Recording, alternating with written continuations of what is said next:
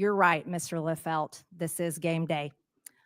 Under the Ted Stevens Act, USA Fencing and other national governing bodies that are authorized to oversee individual sports on a national level have a certain obligation.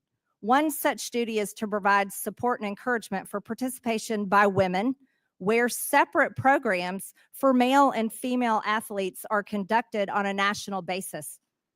Another statutory duty is to promote a safe environment in sports that is free from abuse of any amateur athlete, including emotional, physical, and sexual abuse. Mr. Liefeld, as the board chair of USA Fencing, surely you are aware of these legal requirements. That means you believe that forcing a woman to compete against a biological man promotes a safe environment that is free from emotional abuse. Is that correct? One moment, a point of order, please, You're Madam Chair. not. Madam Okay, Chair, I have a point of order. The document that you have up behind you is a misrepresentation of the actual post. It appears that you're trying to misrepresent a witness here who you use subpoena powers against. This is not Miss Stansbury. Miss Stansbury, this is not a point of order. The actual picture. Miss Stansbury, you're not recognized. Miss Stansbury, you're not recognized. Miss Stansbury, you are not recognized. Madam Chairwoman, you are not. This is not a point of order, Miss Stansbury. This is not a point of order. What the committee does, you are misrepresenting the witnesses, you are misrepresenting policy, you are misrepresenting. Miss Stansbury, you're not recognized. You're not recognized. That's not a point of order. You're abusing the rules of this committee. This is the post of Mr. Liefeld that he posted himself on his own social media. And that's exactly why we have it displayed here today, because Mr. Liefeld believes that he can take away the opportunities for women to compete in USA Fencing, and he thinks this is game day to defend biological men. Now, we're going to return to my time as chair of this committee. Ms. Turner, refusing to compete against a man cost you a 12-month probation. Did you feel you were in a safe environment, free from abuse, when you were told you must compete against a man in an all-out competition? No. No, that wasn't free from emotional abuse. Ms. McNabb, when a biological man spiked a ball into your head, were you free from physical or emotional abuse? I was not.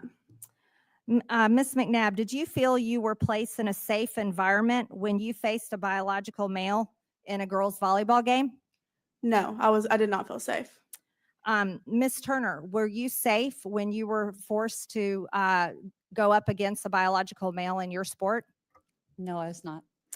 Mr. Liefeld, do you think your perception of what constitutes a safe environment for women is more valid than that of a woman testifying here today?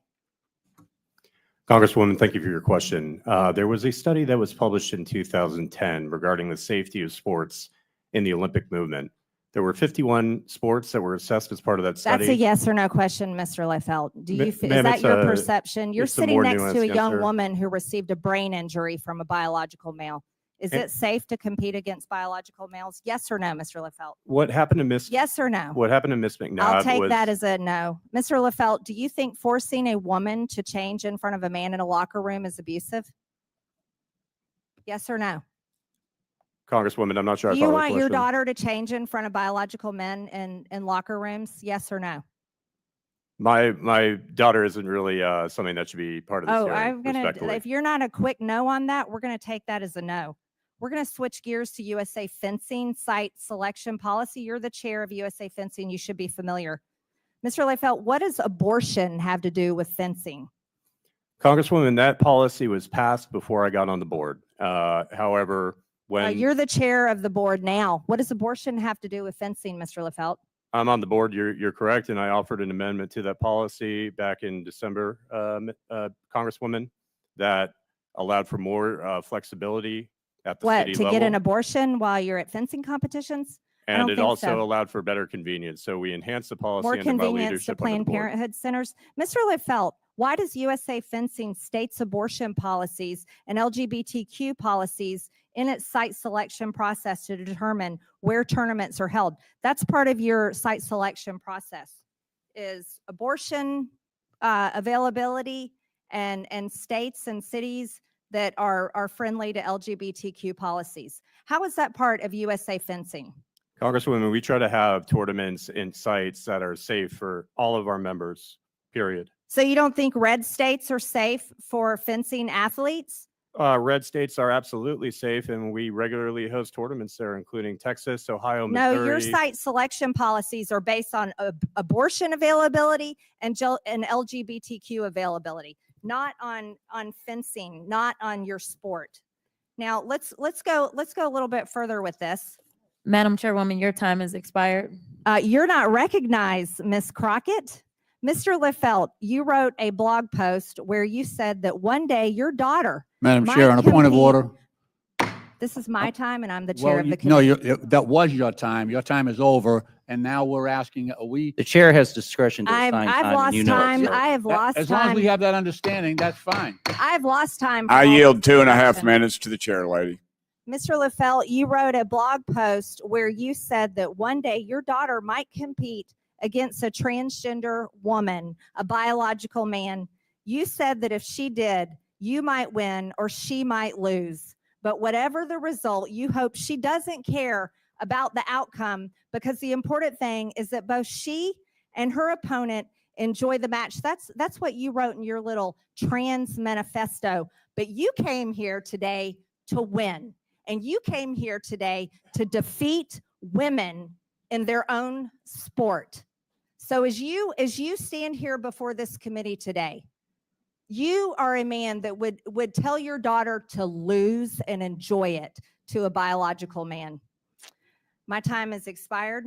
And with that, I recognize Ms. Stansbury to defend all the trans. Point of order. Out of curiosity, is the chairwoman allowed to editorialize before every speaker on the Democratic side speaks, or is that part of her time, which we know that she went over? It's not a point of order. You're taking Ms. Stansbury's time. I know you're trying to be chair of oversight, but Ms. Stansbury is the ranking member. Chair It's- would be better on this Yeah, side. I do agree with that. It's Ms. Stansbury's time. Thank you, Madam Chair. As you can see, this is a hearing full of performance artists, not legislators. To our witnesses and guests, I do appreciate you coming today, but this is not the venue for this conversation, and our colleagues know that across the aisle. That is part of why the distraction of the gaveling and the yelling and the performance art is happening here today, because this is not an oversight hearing. This is not what the jurisdiction of the Oversight Committee is. And the chairman and the chairwoman both know that.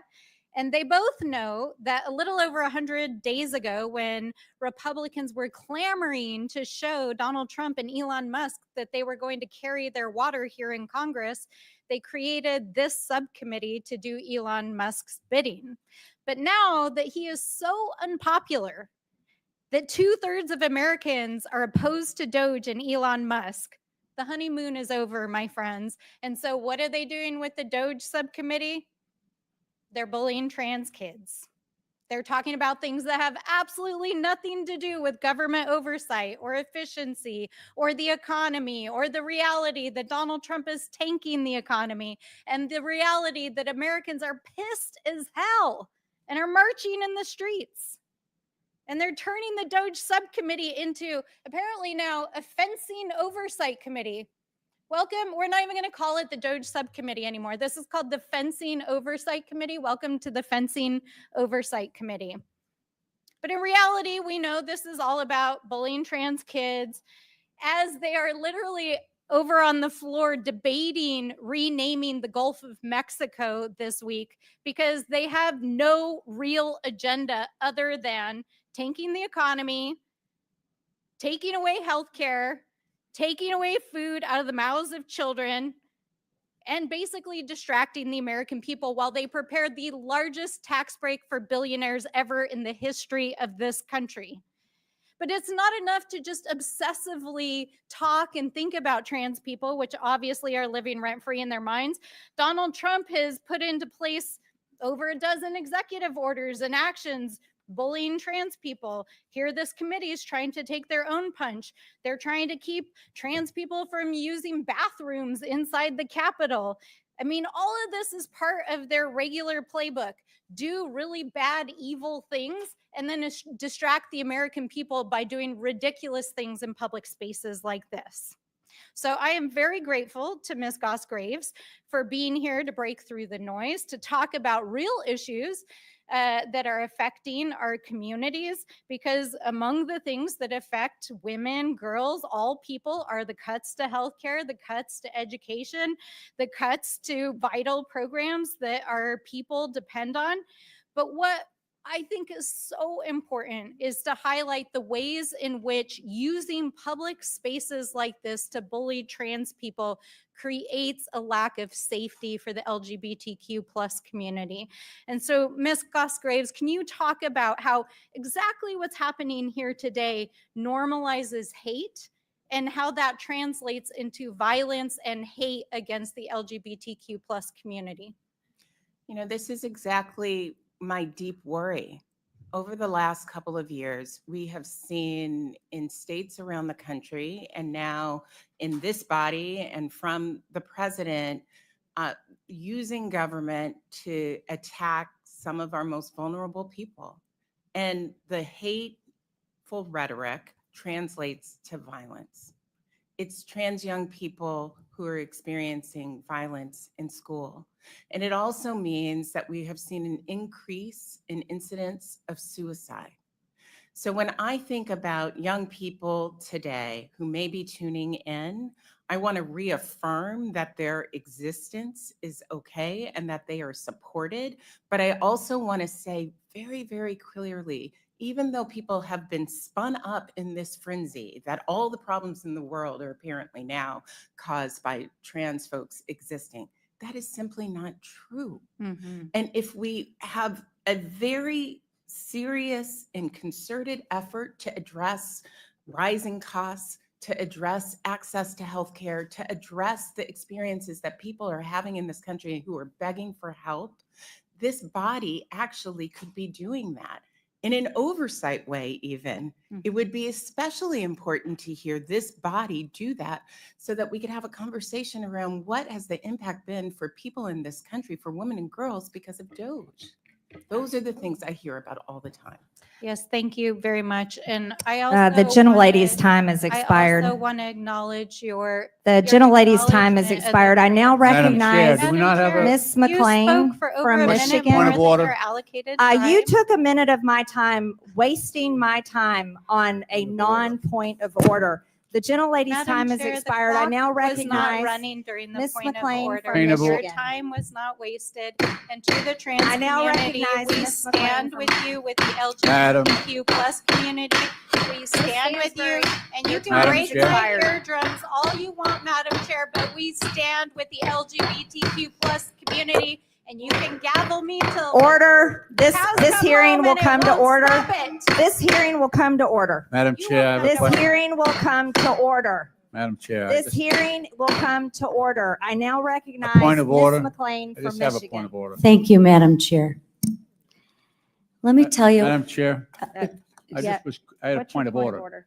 Could we just have the timekeeper, log the time between both the Democrats and Republicans, and then we rebalance them so that we each have equal time? That's pretty basic. We will consider that. Thank you. No, But no, no, stop. no, no, no, no. That's- You took that's- a minute of my time. that's All not a right, okay. suggestion. Those are the Enough, rules. Enough. No, no, no, no, No, you're wasting your Hey, time. look, That's either, not. either we go We by are the keeping rules equal or we're time. out of here. We're keeping equal time. the door's okay. open. Miss all right. McLean from Michigan is now recognized. thank you, Madam Chair. Let me tell you what I'm here for. I'm here to protect women and girls. And for all of you young women and girls watching today, I hear you. I hear your stories. I hear your bullying stories. I hear your uncomfortableness. Because you see, sometimes young women and girls get trampled over. But let me tell you what I'm here for. I'm here as a mother and as a coach and as an athlete to stand up for the rights of women and especially young girls. That's what I'm here for. And in 1972, Title IX of the Education Amendments prohibits gender discrimination in all educational programs receiving federal funds. And I'm here today because women have had to fight for every God-given right. And I'll be damned if we're going to go back on that. When biological men invade women's spaces, our rights are violated and our spaces are violated. Now, my colleagues on the other side of the aisle constantly talk about following the science, but this makes it clear that this is merely a disingenuous slogan. So let's follow the science for a moment, not opinions, but science. So Ms. Graves, what is the average difference in skeletal muscle between biological men and biological women?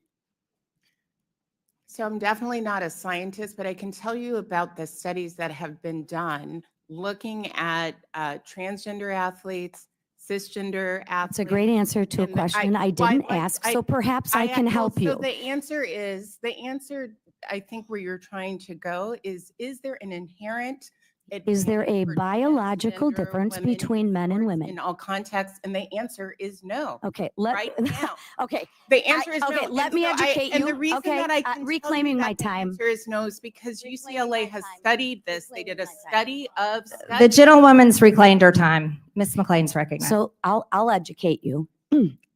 I'll tell you, men have 30 to 40% more skeletal muscle than biological women. That's not right. That's not wrong. That just is what it is. I was going to ask you what is the difference in upper body strength, but I don't think you know that either. So I'll answer that question for you as well. Biological men exhibit 20 to 50% greater upper body strength and 25 to 30% lower body strength than biological women. That's just the science. Ms. Graves, you stated your organization's mission is to ensure safety and opportunity for all girls. Was Peyton McNabb safe on September 1st of 2022? It sounds like she definitely wasn't. And Thank what happened you. to her was tragic. I would argue, though, Thank that the answer is to ensure that people can't spike volleyballs into people's heads. That seems unsafe. Thank no matter you for your who's answer, spiking Ms. the ball. Graves. So I will reclaim my time on that. So here's the inherent problem. If I would say I'm a 6'2" blonde supermodel, you agree with that statement? I know my husband does, but does that make it true? I'm not sure how tall you are because you're sitting down, but I'm assuming you're not I blonde. look like a 6'2" blonde supermodel? No. Okay. But I identify as one. Okay? Just because I identify as one doesn't make it true, but let's go ahead and say for a moment it's true. The issue that I have for the young girls is you can live in your reality. You can live in your reality. But when your reality intrudes on my safety and puts another person at harm or in harm's way, that's when I have a problem with it. When you want to live in your distorted reality, you can do that. But that doesn't mean everybody else has to do that either. Because I will ask you one other question. Can a 43-year-old man identify as a 13-year-old boy? Ms. Graves? Can a 40? Can a 43-year-old man live in his reality of identifying as a 13-year-old boy? So this question makes me understand that you. No, this question is a question that you need to answer that you refuse. If we're going to be who we want to be, can a 43-year-old man identify as a 13-year-old boy? The witness can answer, but the gentlelady's time's expired. So here's the thing. It is It's a absolutely. yes or no. So I'm hoping that some people are watching, and so that's why I'm trying to provide some. Context. there's the gentlelady's time's expired. This is a yes or no question. Okay, I would have loved to give a fuller answer. Here is my answer to you. The answer is no, that an adult can't be a child. Why they identify as And- one? Okay. Thank you And if very there much. is- but Thank if you you'd for like me to answering the provide question. a The gentlelady's fuller time's answer, expired. I'm I now really happy to recognize do that.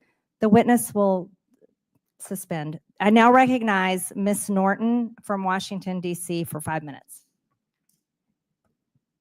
This newly formed subcommittee has been nothing but a sham so far, this Congress. But this hearing takes this subcommittee to a new low, one of hate and bigotry. I have spent my life fighting for civil and human rights of all Americans. I did so in the civil rights and women's rights movements, as a lawyer, as chair of the New York City Commission on Human Rights, and as chair of the United States Equal Employment Opportunity Commission. And I do so now as the only member of Congress representing the more than 700,000 residents of the District of Columbia who are denied voting representation in Congress and full self-government despite paying full federal taxes. I am disgusted this subcommittee would use its power to target transgender people. But since this subcommittee is intent on talking about safety, let us talk about it. Ms. Goss Graves, last year, the Center for American Progress found that nearly half of transgender adults experience discrimination in public spaces. What kind of discrimination do transgender people face? So transgender people face a wide amount of discrimination. They have trouble getting hired. They're more likely to experience harassment at work, in school, in other settings. They experience violence. Disproportionately, transgender women experience violence. So the types and forms of discrimination that the Equal Employment Opportunity Commission used to track thoroughly is vast and could and should be the subject again of this committee. The committee could look at the wide range of discrimination that transgender individuals are experiencing at work and what is happening now at the EEOC now that it is not treating that type of discrimination in the same way that it used to. Please discuss the violence transgender people face. Well, it is everything from sexual violence to assault in a lot of different types of spaces that, one might feel safe ordinarily for trans people, especially when the rhetoric has increased, especially when at the highest parts of our government, they are suggesting that it is okay to insult and to make it seem like transgender people are less than human. And it is, what I think both our laws and my moral compass requires that anytime there is an organized effort to demonize a small group of people, that our laws have something to say about that. We should scrutinize the why. We should make sure there isn't harm. But my own moral compass, I will say, has something to say about that, about any time a group of people experiences the level of hate and discrimination and violence. It's up to all of us to show up. Discrimination and violence should never be acceptable. We cannot allow these against anyone. Today's attack on transgender people is a blatant attempt by the Republican majority to distract from the real harm they are causing Americans through their disastrous policies. They are proposing taking away health care and food assistance from tens of millions of Americans to give tax cuts to the wealthy and corporations. Ms. Goss Graves, if Republicans make these cuts to Medicaid and food assistance, how will this affect the health and well-being of women across this country? It will be disastrous. Almost half of births in this country are paid for by Medicaid.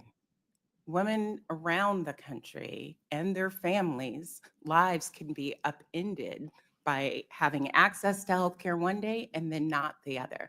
And it will also change access to healthcare in entire regions. There are large parts of this country, especially in rural areas, that do not have enough healthcare systems. And if Medicaid is gutted, that will only make for more healthcare deserts. And the last thing that I just want to say about this is that Medicaid is sort of the backbone of long-term care. So The folks who are gentlelady's aging- time has expired. I now recognize Mr. Cloud from Texas. Thank you, Madam Chair, and I appreciate you holding this hearing. And I especially want to thank Ms. Turner, Ms. McNabb for being here and telling your stories, not only coming before Congress and talking to us, which is bold and heroic in its own right, but taking the stand that you've taken, and for Ms. McNabb for continuing to tell your story. I am sorry that you've been put in this type of situation where you're at a critical moment in our history where this is an issue that we're having to deal with. But I admire you for your courage and thank you for being there. As a committee, we're bringing this up in part because of the Ted Stevens Act that Mr. Leafield mentioned. The U.S. Olympic and Paralympic Committee is a congressionally chartered entity under that act, and the USOPC, therefore, and its NGB derivatives, the national governing boards, have to abide by federal law. And so we have Title IX, which says that these organizations will not discriminate based on sex. And then we have lately executive orders where President Trump issued an executive order keeping men out of women's sports. He did this to rescind the funds from educational institutions that deprive women and girls of their fair athletics opportunities, and to oppose male competitive participation in women's sports more broadly for safety, fairness, dignity, and truth. It's interesting to note that he referenced in that a previous executive order, 14168, in which defined a female, which it seems that the left has a very difficult time doing, a person belonging at conception to the sex that produces the large reproductive cell. And so we have a pretty clear definition of the guidelines that you should be operating by and other organizations that are embracing sports and chartered by. And so it does fall under our jurisdiction as Congress to consider whether or not you and these other organizations should be stripped of your certification under the Ted Stevens Act. And so we have to continue to look at this and just talk about this issue. A recent UN report that the chairwoman mentioned notes that as of March 2024, over 600 female athletes in more than 400 competitions had lost 890 medals, 29 different sports, to males, explicitly concluding that males have certain performance advantages in sports, which Ms. Graves seems to not agree with. This report also notes that injuries have included knocked out teeth, concussions resulting in neural impairment, broken legs, and skull fractures. And it boggles the mind, Ms. Graves, that time and time again, what we have is mediocre male athletes turning into champions in women's sports, and you continue to think that there's not an advantage. I'm puzzled by that. Is that a question? How do you? Yeah, well, first I just have to say the idea that someone who identifies as a man would instead live their entire life as a woman. That's not for a answering the year. question. Like, Is how the a mediocre notion- competitor becomes a champion overnight. Did they have The a good notion day? is, I'm just saying the I'll move notion on. is sort of absurd. If you were to compare world-class, world record times in track for women's sports compared to the male Texas high school meet that happened just recently, you would find that the male high schoolers beat world record times virtually in every single race as female world-class record holders throughout history. As someone who ran track in the past, I wonder if I can retroactively identify and be recertified as a world-class world champion, as opposed to the You mediocre can't, track person because that I that's was. not how the rules work. And I think that's part of what I've been trying to explain here. I wanted to ask you something, Ms. Littlefield, because the press release from U.S. Fencing talked about how you came up with your site selection criteria, which the chairwoman talked to, but I wanted to dig into it a little bit because it says your source for analysis was primarily the equality maps, the Movement Advance Project. Now, this is not, if you go to this site right now, what you would find on its homepage is a bunch of voting turnout information, how we could advance leftist, Marxist agenda, primarily Democrat agenda all throughout the country. There's maps to do it, ways to be engaged, all these kind of things. This is not at all any sort of nonpartisan sporting effort or anything along those lines. And one thing Doge has uncovered has been the fact that all these NGOs have been funded. And thank you, Madam Chairman. Okay. I apologize, I ran out of time. But the point is it's a political organization, not any sort of nonpartisan. Thank you. The gentleman's time has expired. Mr. Lynch from Massachusetts is now recognized for 5 minutes. Thank you, Madam Chair. I want to thank the witnesses for their willingness to testify before this committee and help us with our work. I do want to go back to the point that the ranking member raised, and she is correct in pointing out that about the lack of jurisdiction of this subcommittee for the matter before us. This subcommittee was created for the opportunity to confront the economic inefficiencies in our government. And that's exactly why most members chose to serve on this subcommittee, because of the issue involved. So this subcommittee could be focusing on the layoffs that President Trump has executed, over 200,000 firings of federal employees from the EPA, employees from the Social Security Administration, employees from the Nuclear Security Agency, employees from the FAA, including air traffic controllers. The president has fired NIH researchers working on Alzheimer's and cancer research. This subcommittee could be addressing the layoffs of 3,000 workers at the VA. I mean, that does affect the efficiency of our government programs. President Trump's laid off nurses, internists, physical therapists, and staff who care for our wounded veterans all across America. He's even laid off people from the Veteran Suicide Hotline in the middle of a veteran suicide crisis. This subcommittee could be holding hearings to find out why we have 250,000 veterans on a waiting list for benefits and treatment at the VA, and why veterans should be waiting months for an appointment.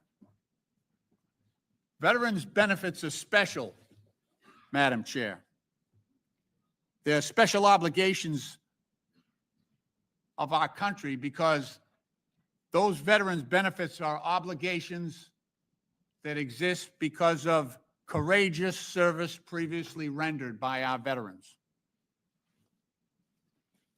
Every eligible veteran laying in a VA hospital bed all across this country has honorably served. By definition, to be eligible for that care, they have honorably served in uniform on behalf of this country, on behalf of us all. And from Democrat to Republican administration, we have always maintained that veterans' benefits must be rendered. We must keep our promise until now, until this administration, until now. We've also been hearing from farmers who are dealing with Trump's tariffs all across America. We could be addressing the impacts of the Trump tariffs on all of our states. If those tariffs are impacting the export market for cranberries in Massachusetts, I can only imagine what's going on in Iowa and Georgia and Kansas and Illinois and Indiana, the great state of Georgia, with $83.6 billion in agricultural production last year and 325,000 agricultural-related jobs. That dwarfs what we have going on in Massachusetts, and I hear plenty from our farmers and our bog operators. Madam Chair, since President Trump launched tariffs against 140 countries at the same time, and then they retaliated against us on our farmers, we've seen the landscape change. Those 140 countries have shifted their major contracts to places like Brazil, Venezuela, Canada, Europe, and away from Iowa, Ohio, Georgia, Indiana, and Illinois. That's what we should be talking about in this committee. You know, one of my first cases as an attorney, I represented a women's swim team at one of our local high schools, Boston Latin Academy. So I believe firmly in women's rights in athletics. We've come too far to let that regress. But I hope someday we actually have a hearing here to talk about gender dysphoria or gender incongruence, so we can get doctors and families in there whose families and kids are suffering from that disorder, rather than simply punching down at some of the weakest people and most vulnerable people in our society. Madam Chair, I thank you for your courtesy, and I yield back. The gentleman yields, and now, Madam Chair, I had some items to submit for the record. yes, go ahead. Wanted to submit for the record November 22, 2003. Here's the latest on USA fencing tournament site selection. It's a press release from the U.S. fencing tournament. The U.S. track and field statement regarding transgender transsexual policy. The USA gymnastics transgender and non-binary athletic inclusion statement. The U.S. weightlifting athlete gender inclusion, competitive equity, and eligibility policy. The U.S. Tennis Association transgender policy, inclusion policy. And finally, ironically, the National Women's Soccer League, I'm not sure if they know what women is, but their policy on transgender athletes. Without objection, so ordered. I now recognize Mr. Fallon from Texas. Madam Chair, thank you. For the next 5 minutes, we're going to live within the bounds of reality and actually use real science. Human beings with an XY chromosome will be referred to as male or men. Human beings with an XX chromosome will be referred to as female or woman. Mr. Layfeld, what is your current position within USA Fencing? I'm the chair of the board of the directors, sir. Okay, and in that role, is it fair to say that you celebrate transparency and promote fairness? I would certainly hope so, sir. All right, great. Congress has oversight over USA Fencing. Are you here today to testify of your own volition? I'm here to testify on behalf of USA Of your own Fencing. volition. Did you come voluntarily? No, sir. I was You subpoenaed. did not. You had to be subpoenaed. Is that correct? Yes, sir. I have to give you an F on that count right here for transparency. Let's go. Did you recently change your social media profile from public to private? I did, sir. Okay. Was that before or after you got wind that you might end up being here today? That was around the time that I was receiving death threats and anti-Semitic messages. from a Also number of happened to be people, sir. right after you found out that you might be here, correct? I can't recall, You're sir, under specifically oath. when I went Yes, private. that is April 14th, and you did it after. So I'm going to give you another F, 2 counts for transparency. Let's talk about fairness, because you said you wanted to be fair. There are 2 competitive classes in USA Fencing, yes? 2 divisions, men and women? That's correct, sir. Why is that? There's also a mixed event, I should add. Mixed event is a plurality of our events. But you have, but to be specific, because we have limited time, you have a male division and a female division. Is that correct? We also have a But mixed do division, you have sir. a male division and a female division? Yes? We have a male do? division, Okay, we have a thank you. female division. We also So, have mixed events, which So represent a do plurality you of our allow events. men to compete against women? In mixed events, sir. Okay, but not again. There is a distinct class for just women. Yes? Yes, there is a Thank you. women's event, Thank you. yes, We're sir. getting somewhere. Now, that is because I think you would agree that in general, maybe not because Ms. Graves doesn't, that men inherently have some physical attributes that give them an advantage. Would you agree with that? I would agree to an extent, sir. Okay, so There's let's some go back. studies Let's talk within, about, no, within I have to fencing reclaim my that, time. Madam Chair, yeah. I'm going to reclaim my time because for instance, Okay. there is increased muscle mass, generally speaking, with men, which makes them faster and stronger. They're better adapted with cardiorespiratory capacity, lungs, helps with endurance. Men are generally taller, have stronger bones, and they have different skeletal structures. You got to know this. The pelvis in men are more narrow, and the small Q angle that attaches the hip to the knee joint. That's important because the more narrow that Q angle is, the more force than you can project. Now, that's only important in sports that require standing, squatting, kicking, or pedaling. And then you also have a sex difference in the angle of the humerus and the ulna at the elbow. And the more narrow and the smaller that angle is, that projects more force upon extension in only sports that involve throwing, thrusting like in fencing, hitting a bat, racket, or stick. So, like, for instance, what my colleague said, Will Thomas was 462nd best male swimmer for 3 years. And then he was winning events when he competed with women. Female gold medalists in the 100, 400, and 800 would not even qualify to compete for the gold in the men's division. Marathon, the best marathon female would be 90th against the men. Best triathlete female would be 50th against men. And Major League Baseball has had exactly 0 women play on an opening day roster. NFL, NHL, NBA, again, 0. So let me ask you this question. I'm very curious to hear your answer. Yes, sir. Would you do you think it's fair for a man that identifies as a man to directly compete against a woman? In a mixed event, sir. Okay. So you think that's fine? A man can compete against a woman in the women's division? In the women's division, sir, they must go through 1 year. Right. So hormone what I'm saying, so replacement a man that's identifying as a man cannot, you're not cool with them fencing against women. Men compete against women in mixed events all the time, sir. They're a plurality of our events. And who generally wins those? The recent data that we pulled showed that cisgender men prevailed in 64%. So cisgender men are men. Okay, let's just call it for what it is.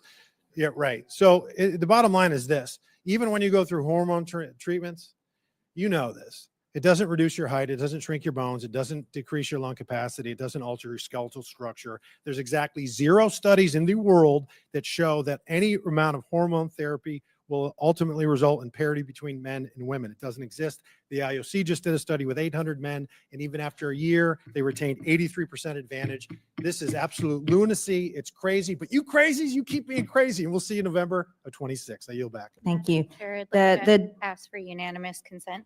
without objection, so ordered. I'd like to ask for unanimous consent to enter a article from NPR titled "What Has Doge Done in Trump's First 100 Days" into the USA Fencing Subcommittee of the Oversight Committee. I now recognize Mr. Garcia from California for 5 minutes. Thank you, Chairwoman. I want to just start, of course, by thanking all of our witnesses for being here today. I appreciate your time.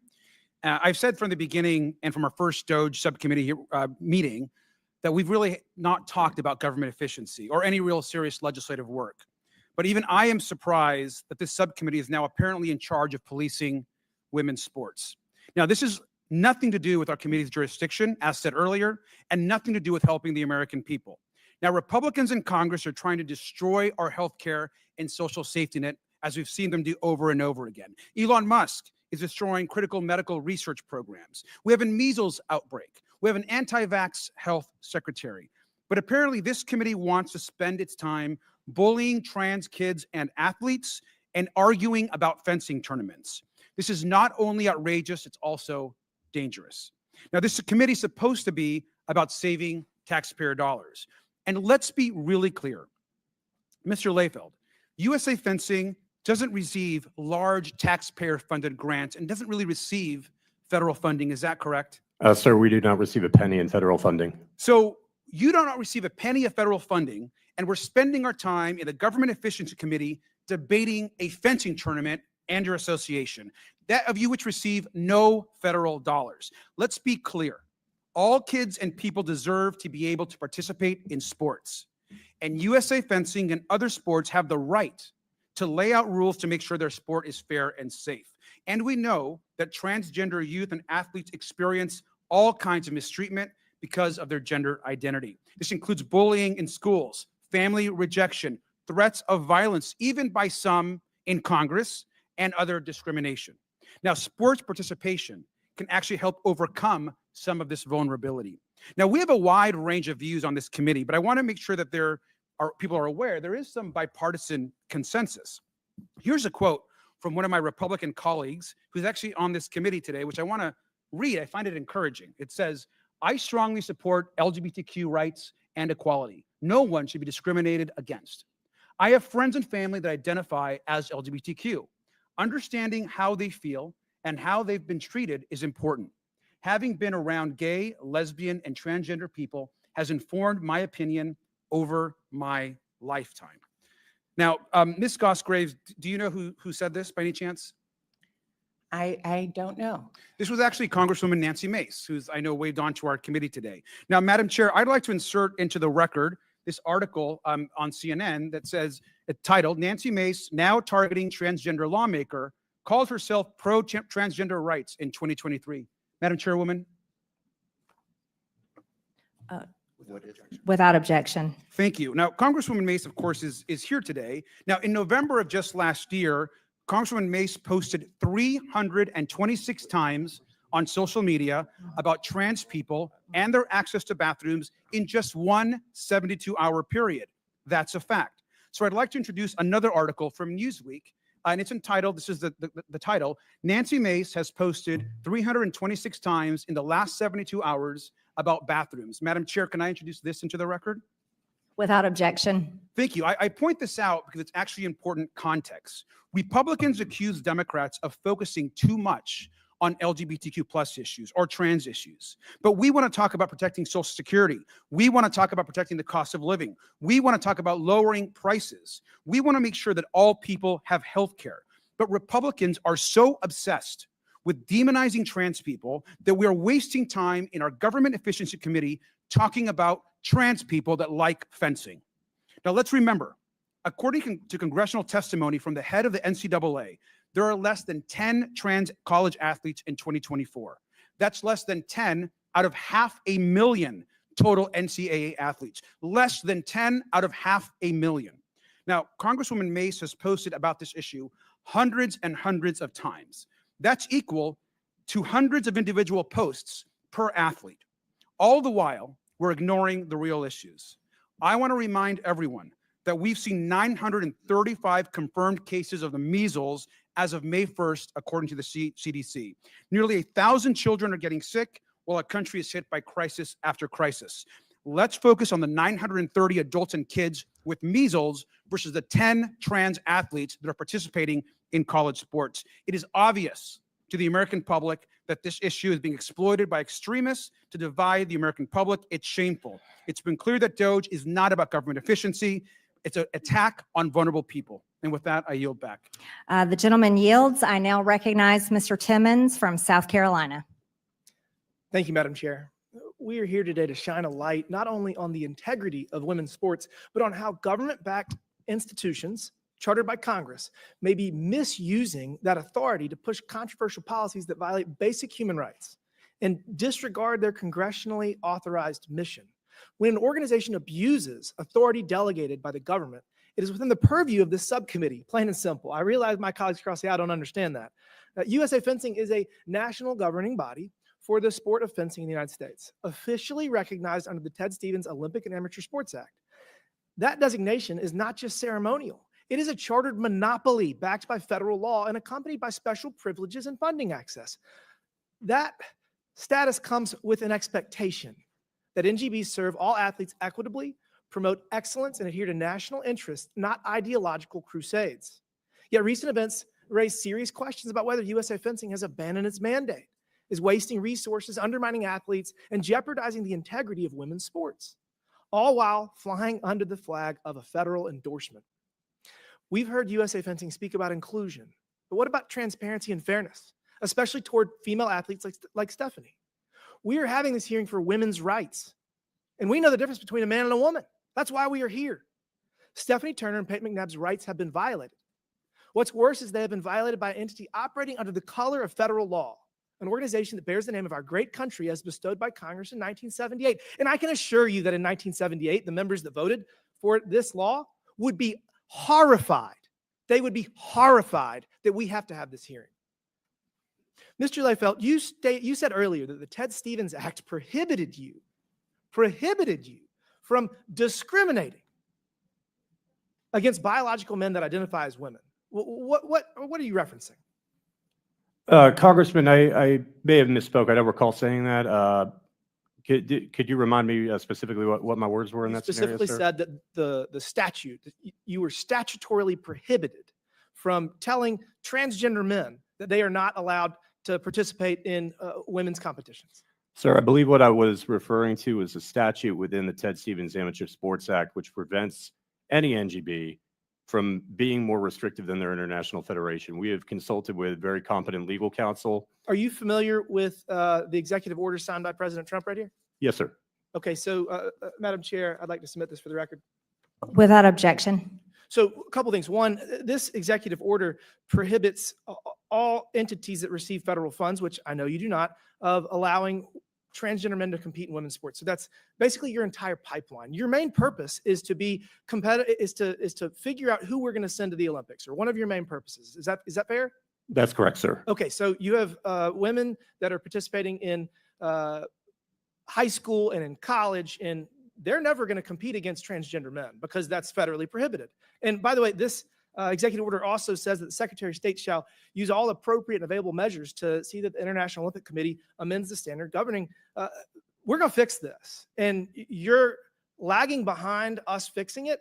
And what's going to happen is we're going to amend the Ted Stevens Act to literally, you're going to lose your federal charger. And I appreciate that you did adopt a contingent policy, but why do we have to do this?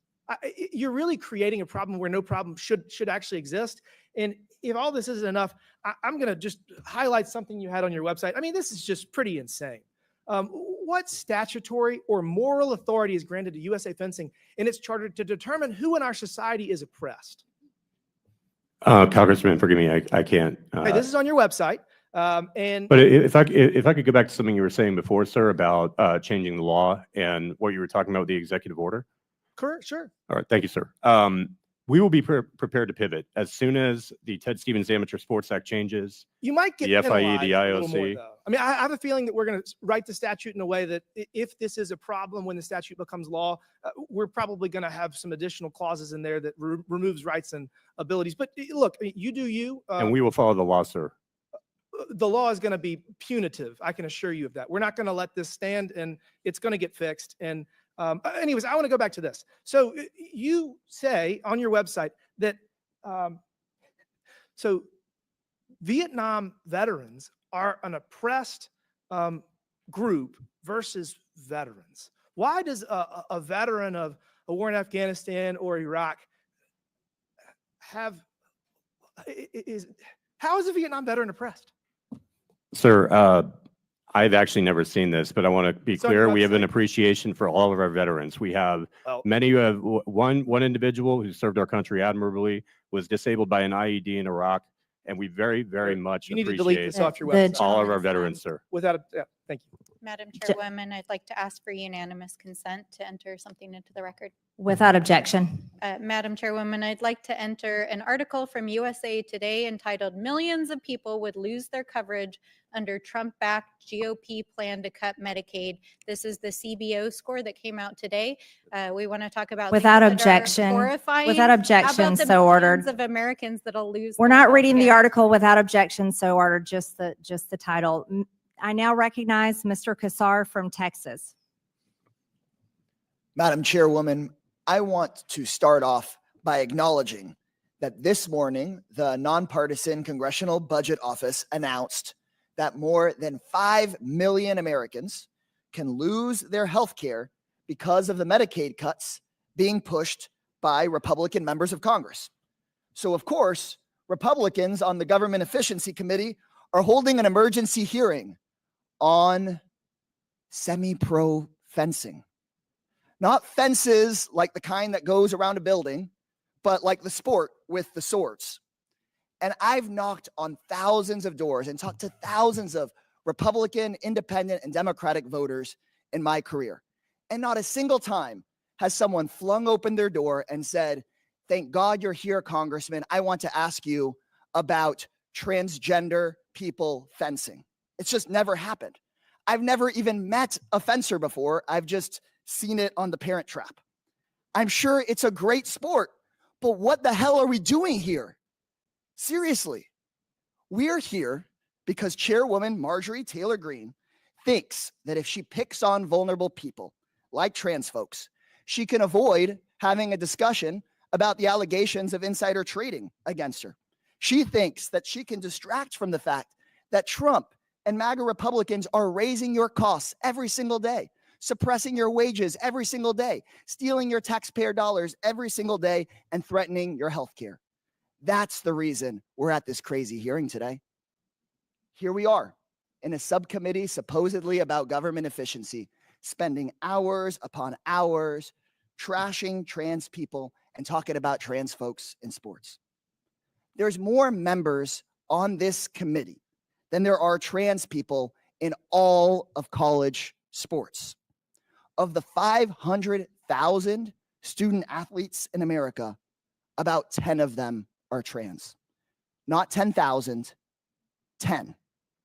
In Olympics, there are even fewer. So in my opinion, sports leagues will do a much better job than politicians up here on this committee coming up with fair and thoughtful ways of handling who does and who does not qualify for which sports. But I think that instead of picking on LGBT people, politicians in this country should be singularly focused on improving the economy for every single working American. That's my crazy idea. Ms. Goss-Graves, Republicans have called an emergency hearing on trans athletes in the sport of fencing today.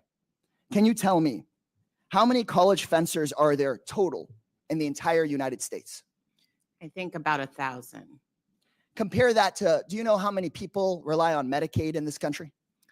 That's more like 80 million. And Social Security? That's more like 70 million. So 80 million people rely on Medicaid, 70 million people on Social Security. We're talking about 1,000 college fencers, period.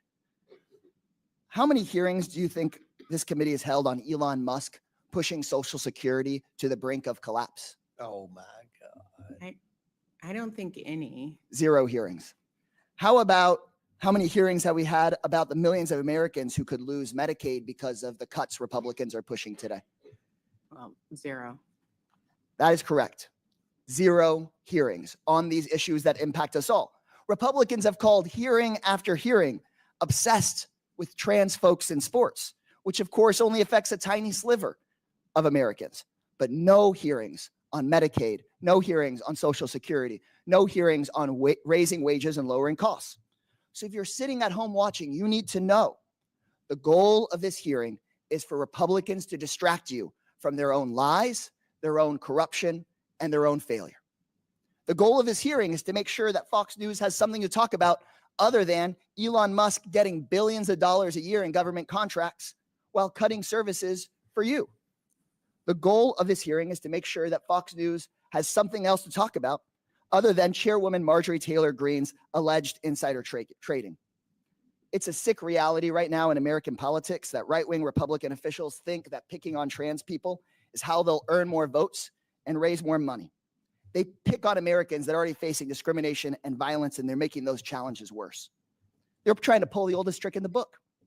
Next time you go vote, ask yourself if these second-rate schoolyard bullies are looking out for you or if they're scammers just like the man that holds their leash. The gentleman's time has expired. It's important to point out that Democrat members today are not asking the 2 young ladies that are here representing their sports, and this is what the hearing is about today. I now recognize Chairman Comer from Kentucky. Thank you, Madam Chair. I want to start with a quick round of yes or no questions for each of our 4 witnesses. So please keep your answers for my first 2 questions to yes or no for time's sake. First question, do you believe biological men should compete in women's sports? Ms. Turner, No. Ms. McNabb, No. Mr. Layfeld. If they comply with the requirements, sir. So is that a yes or no? It's if they comply with the requirements that have been set by our policy they deserve to compete. By the president's policy? By the policy of USA Fencing. Ms. Graves, I'm going to take that as a yes. Ms. Graves? I agree with Mr. Layfelt that trans women should be able to compete in the sport in accordance with their gender identity. So 2 no's and 2 yeses. Second and last question for yes or no. Should biological men be able to get scholarships to college in women's sports? Ms. Turner? No. Ms. McNabb? No. Mr. Layfelt? They can't get them anymore, sir. They can't get them anymore. So do you believe, yes or no, they should? You have a personal opinion on that? I don't really have an opinion on that, sir. Ms. Graves?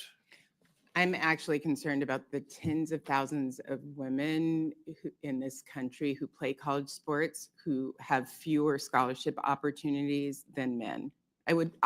This would actually be a really important. So you are concerned that a man would get a Well, I'm college less scholarship that should concerned go to a about- woman? It's my understanding that there's less than 10 transgender Okay, women playing yeah. sports, but I know that there Mr. are tens Layfelt. of thousands of women Mr. who Layfelt? have Sir. fewer On scholarship the website, opportunities. I know my colleague, Mr. Timmons, talked about it. There are some troubling statements. There's a page titled, and I think he referenced it, Power and Privilege. This page promotes woke content stating that people who are white, Christian, middle class, English speaking are all privileged, and we should be asking if they're, quote, the right person to take up space or speak on certain issues. Your blog and social media posts consistently express similar views, so I assume you support the ideas on that webpage? Sir, I'm not sure about the specific area of the webpage that you're referring to. As a board member, I focus primarily on governance, and So, if there's something that's operational, I stay very far away from that. so you disavow your website? Is it? I'm just not sure of the specific area of the website. Is it my website? Is it the There's USA Fencing website, sir? It's the USA Fencing website. Okay. I just am not familiar with the area that you're referring to, sir. Okay, the reason the reason that's odd is because your blog that we looked at expresses similar views. So, because you appear to be white, English speaking male, like me. So I didn't know, there was just an odd opinion. You don't have any comment on that? You don't know anything about it? I'm just, sir, in all honesty, I'm not following the question. You're not following a question about the USA Fencing website that has just a lot of, concerning content on there that some would consider racist, discriminatory, or you don't have any, that's not a concern or anything? If you link me to the specific part of the website, I could get back to you with an opinion, but I'm just not Okay, well, following we'll where that we'll is. get you a copy of your website that Mr. Timmons just referenced. So, Mr. Layfelt, let me ask a simple question. Do you support transgender women, which are biological men, competing in women's events? If they comply with the policy, sir. Which policy? Whose policy are you going by? What is that? Should that be the policy? Should men be allowed? You're a leader in this. Show some leadership. Should men be able to compete in women's fencing? Sir, our policy was passed in 2022 prior to my joining the board, but right now, anybody who Well, goes are through you 1 just year silent? of, So you're okay with it? You're okay with, you don't have a problem in the world with it? You knew this hearing was coming up. You knew this was the topic of the conversation. You don't have an opinion on the policy? Are you going to change the policy? sir, Are you gonna we've stick with passed the a policy? contingency policy at this time. Due to the Ted Stevens Amateur Sports Act, our council has advised us that we cannot have a policy that's more restricted than our international federation. I want to be clear that if Congress or the IOC or the FIE, our international federation, changes the policy to ban transgender participation, we will of course follow suit. Well, look, I think the majority of this Congress is committed to protecting women in women's sports. NBC News poll asked, when asked if they agree or disagree with transgender women competing in women's sports, 75% disagreed. This is one of those 80-20 issues that my colleagues on the other side want to the hill they want to die on. So we're going to try to protect women's sports. Thank you for having this hearing, Yeah. Madam Chair, and I yield back. Thank you. Madam Thank you, Chair- Mr. Chairman. Madam Chair, I'd like to ask for unanimous consent. Without objection. I'd like to enter into the record a New York Times article entitled "The GOP Plans to Cut Medicaid Would Save Billions But Leave More Uninsured," budget office says.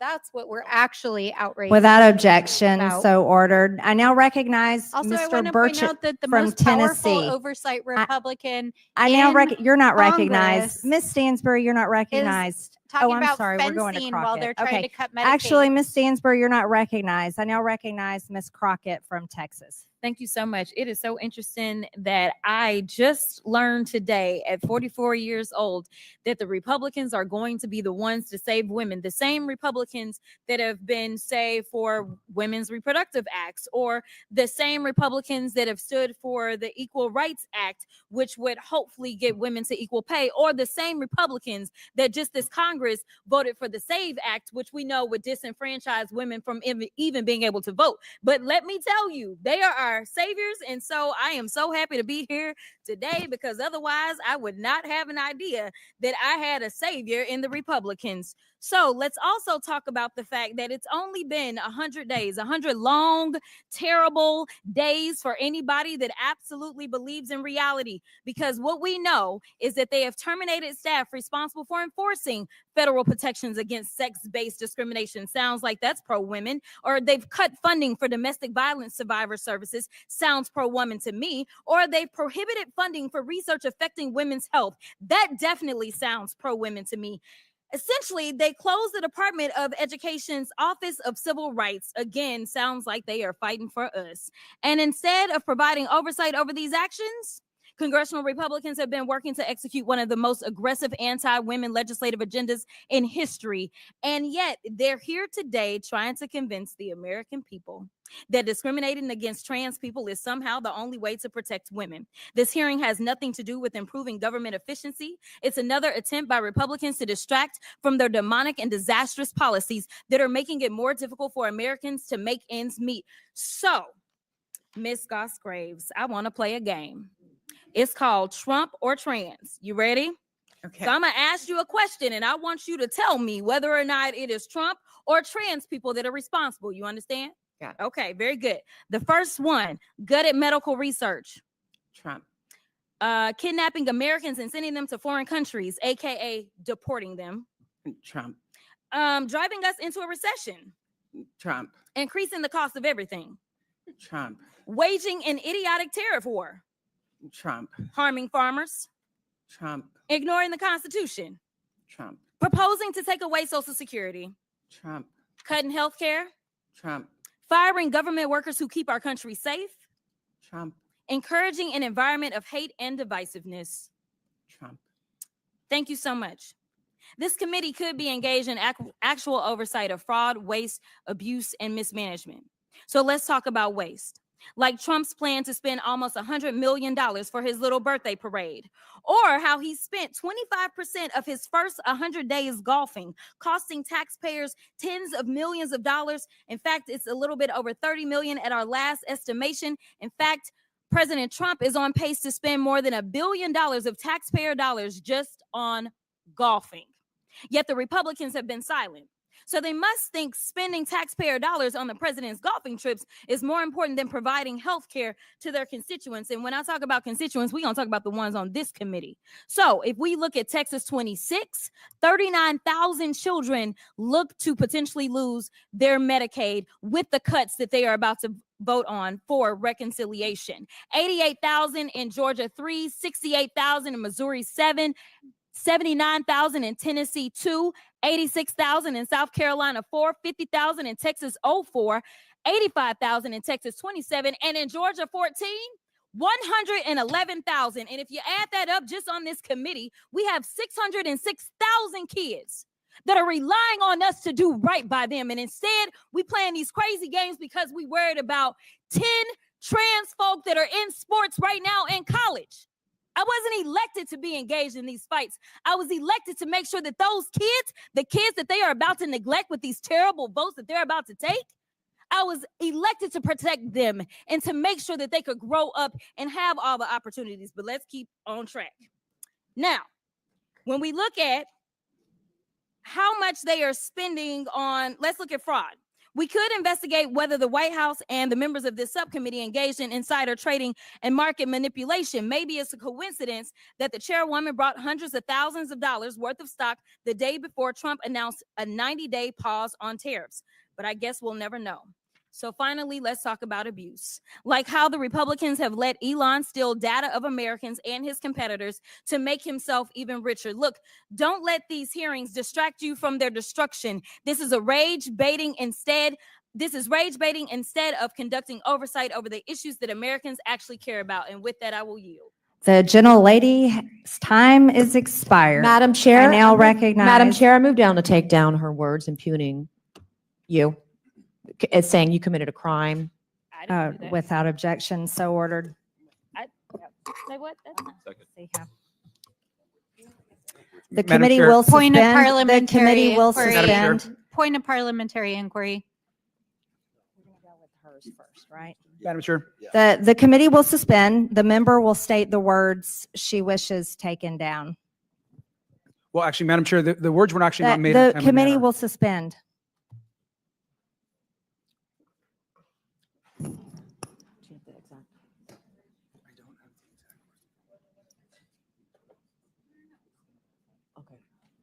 The words alleging a criminal act by the chairwoman.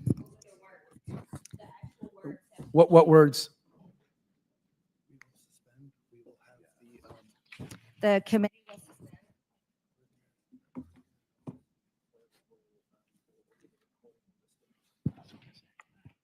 The clerk will go over the recording with the stenographer, and the committee will suspend.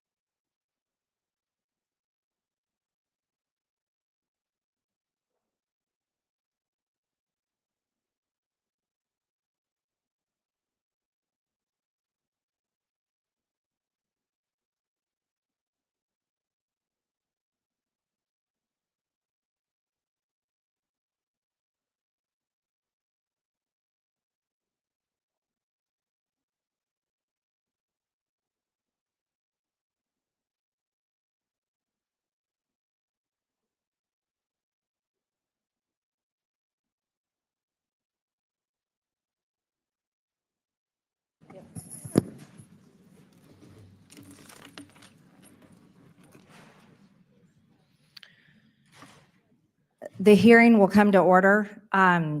Miss Mace, I'd like to ask, we've looked at the words that were said, and it's borderline whether it's parliamentary and goes along with the rules, saying could and accusing the White House and members of this committee of crimes is borderline.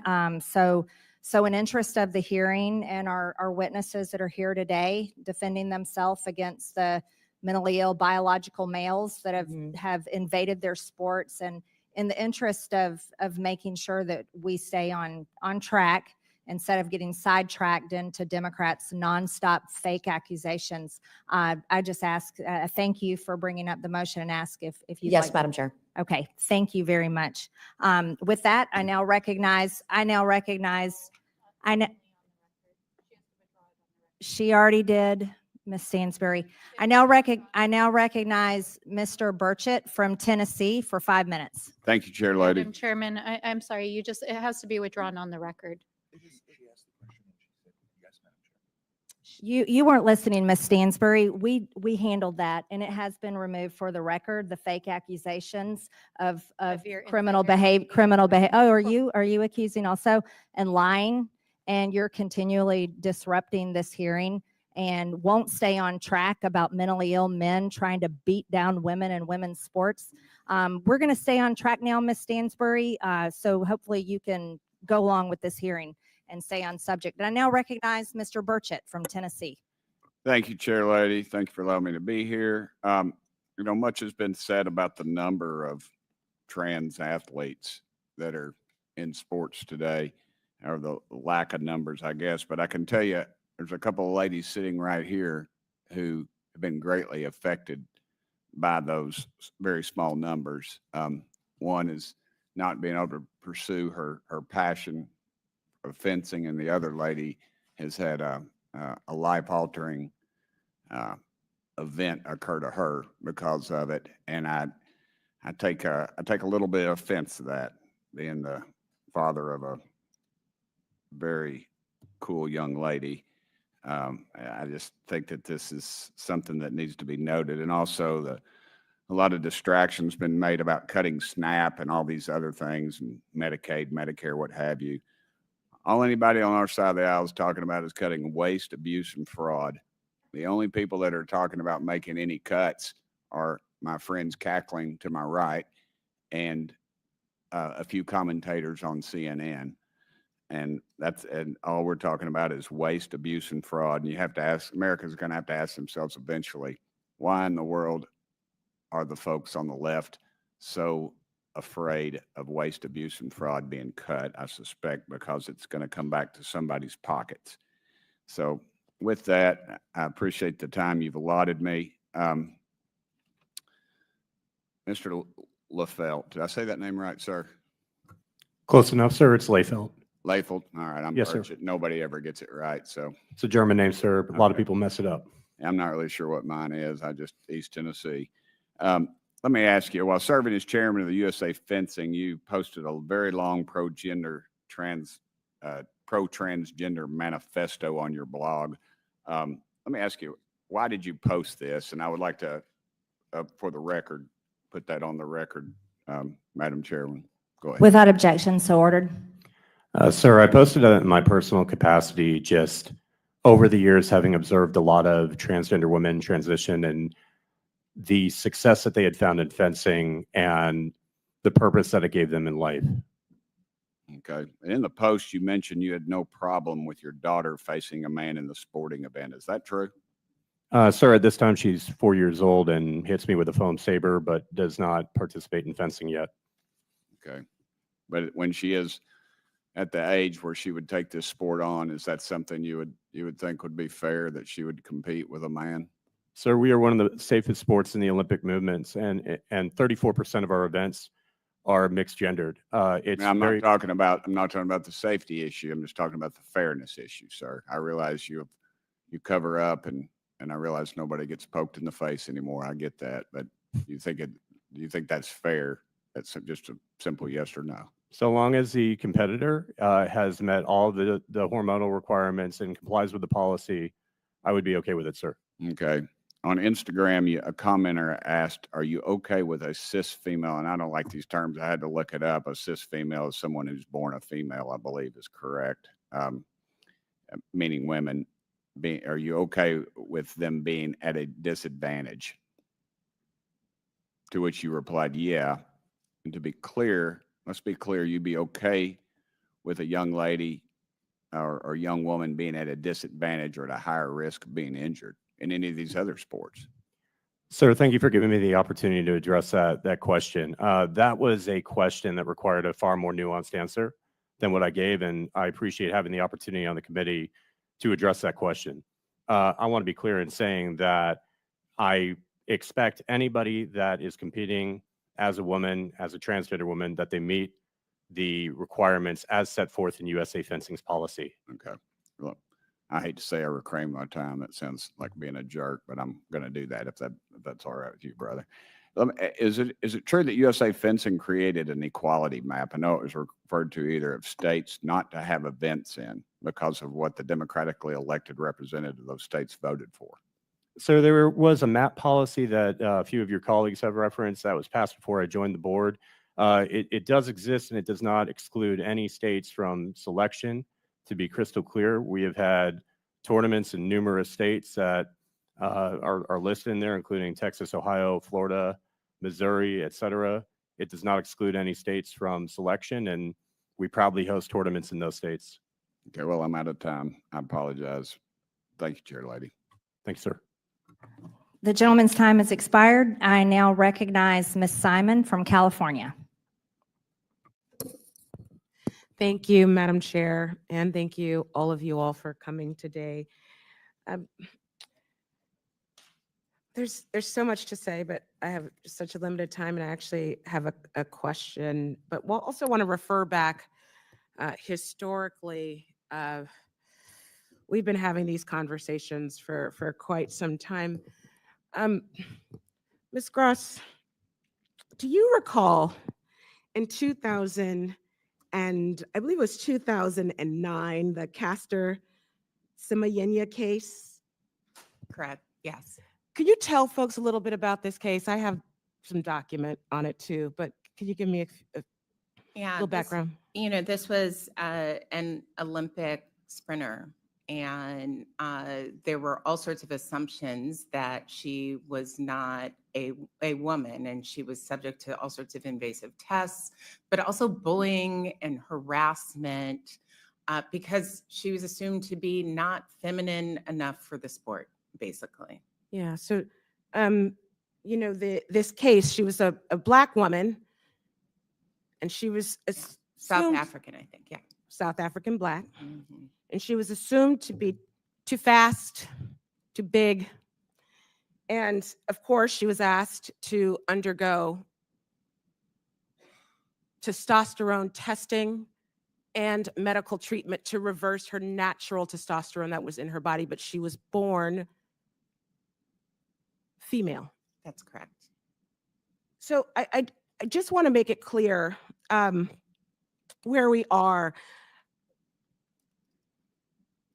On March 25th, in this very room, my colleague, Ms. Presley, she introduced an amendment to this body. And the amendment was pretty clear, and it said, it requested that this body vote down anything, any mention of any policy that would ban racism, that would push forth any clarity around us insinuating as a full body that the Trump administration, when he moved executive orders, that they wouldn't mention or allude to any kind of segregation. My colleagues on the right voted that amendment down, every single one of them. So even if you're not transgender, folks who are watching, I want you to understand why this moment is so important. We have a party who has been very clear about what their intentions are for this country. Very clear about what their intentions are for this country. I think it's bringing us back to a 1950s America where segregation was legal. Who is to say that your African American daughter, because of her BMI, will be subject to the same kind of conversation? Who is to say, if we move forth in this conversation, that your daughter, who was born a female, would be subjugated and subject, I should say, to inspection of her genitals when she went up to the mount to play t-ball because she looked a little bit different from other folk? There's a slippery slope here. I definitely want to talk about race, fraud, and abuse in the 119th Congress. It's important. And it's also important for us to realize that the cruelty of not centering all Americans, how difficult that is, but it is ingrained in who we are to figure out how we love and support and not pathologize anyone. Let's be careful. Let's be careful. Ms. Gross, I wanted to give you an opportunity while my time is limited to share anything else about really what we're seeing here and how the slippery slope can maybe go a little bit farther and more horrific than it already is. Well, I'd say it's already happening. We're already seeing girls being challenged for not being feminine enough, for being too tall, too fast, too good at what they do, by other parents, by school officials. Discrimination never begins and ends with the small group of people who are initially targeted. It will extend and harm all girls. Thank you. Thank you so The- much. And I yield my time, Madam The Chair. gentlelady's time has expired. I now recognize Mr. Burleson from Missouri. Thank you, Madam Chair. And thank you to our two witnesses for confronting the assault on women's sports. Men and women's sports is absolutely nonsense, no matter how you spin it. It's shameful to look at the women that have been hurt from these men and tell them that they need to be silent in the name of inclusion. This whole hearing, we've had motions to try to stop this hearing, to stop these young women from expressing their views. It's almost as if we have nothing to see here. We don't want to hear what you have to say. That's the message that's coming from this side. But I'm here because I want to hear what you have to say. And, look, whether it's fencing tournaments, track and field, my daughters are in soccer or volleyball games, you're endangering our daughters and belittling their narrative. The men like Mr. Liefeld who are wrecking women's sports with woke poison and a twisted mental view of things are destroying and the opportunities for these young women. Meanwhile, Americans, they all get this. They look at this and they think that this is absolutely crazy that we're even here. And so we're here to obliterate this insanity and fight for our girls and their safety and their fairness in their athletic endeavors. And I've got to tell you, Ms. Graves, I was shocked to read your testimony where you belittled the experience of Miss Turner. In your testimony, you said that that her experience is part of a larger scheme to attack young trans people. Do you really? You said it was deliberate spectacle that was carried out. Do you really believe she contrived this situation? That she put herself. That She testified that she planned the night before. she cried the night before. Do you Listen, I have any believe- sympathy I for a believe young in woman protest. who realizes she's going to have to sword fight She a planned man protest. the next day? Point. Protest is important. It is to make a point. There is mixed gender competition all the time in fencing. You heard that it was a No, plurality. of Miss Graves, all- I'm taking my time. This young woman did not register for a mixed sport, for a mixed event. She registered to compete with other women, and that right was taken from her, and she bravely stood her ground. And I think the world applauded you for that. Ms. McNabb, the life-changing, altering, can you describe, and this is where I want to kind of give some time. This event has had a dramatic impact on your life, physically, the mental anguish that you've gone through. Unlike some, I want to hear your story. I want to hear what you have to say. Thank you, Congressman. Yeah, what happened to me was 100% avoidable, and it completely changed my life. I never played volleyball again that day. That was the last day. And it's so sad because I had the hopes of playing collegiate sports in softball, and that day never came because I was just never the same. I've had to navigate my new normal, which is incredibly sad, especially for my friends and family to see.